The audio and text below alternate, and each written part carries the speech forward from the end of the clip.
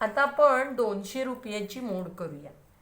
तर बघा हा, 200 रुपयांची मोड करण्यासाठी मला 100 रुपयांच्या किती नोटा घ्याव्या लागणार?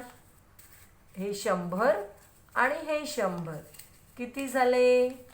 200. म्हणजे 200 रुपयांची मोड करण्यासाठी मला 100च्या 2 नोटा घ्याव्या लागणार. बरोबर? म्हणजे जेव्हा मी 2 नोटा घेणार, 2 गुणिले 100 रुपये, तेव्हा माझे किती रुपये होणार? 200 रुपये होणार. बरोबर? 200 रुपये करण्यासाठी 100च्या 2 नोटा. आता मी 50च्या काही नोटा घेणार आहे. बघा, हे 50 एक नोट, ही 50ची दुसरी नोट, किती झाले? 50 आणि 50 100. ही 50ची तिसरी नोट, किती झाले? 150. आणि ही 50ची चौथी नोट, किती झाले? 200.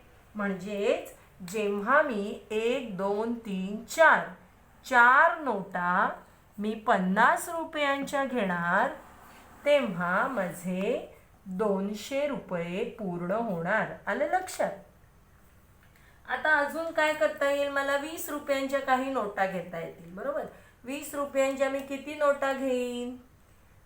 20 10 200. मी 20चा पाढा 200 येईपर्यंत म्हणणार. म्हणजेच मी जेव्हा 10 नोटा घेणार 20 रुपयांच्या, तेव्हा माझे 200 रुपये पूर्ण होणार. हे बघा, 10 नोटा, हे 20 रुपये, 20 रुपयांच्या 10 नोटा. ठीक आहे?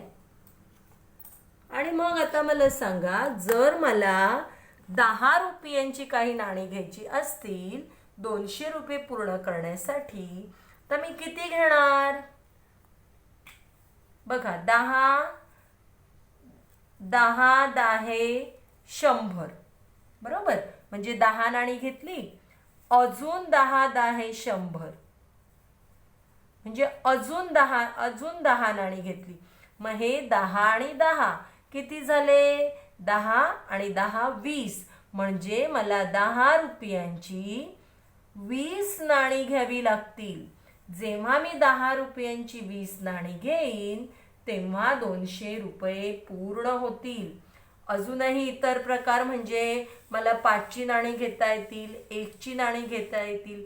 त्याहूनही मी आणखीन इथल्या इथे सुद्धा मी करू शकते. मी 100ची 1 नोट घेईन आणि 50च्या 2 नोटा घेईन. किती झाले? 100 150 200. याहूनही मी अजून वेगळ्या प्रकारे सुद्धा करू शकते. मी जर हे 50 घेतले, हे 50 घेतले आणि हे 50 घेतले, किती झाले? 150 झाले.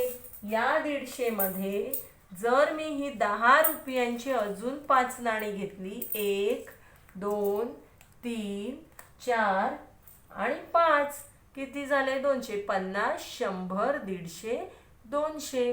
अशा वेगवेगळ्या प्रकारे आपण 200 रुपयांचीही मोड करू शकतो.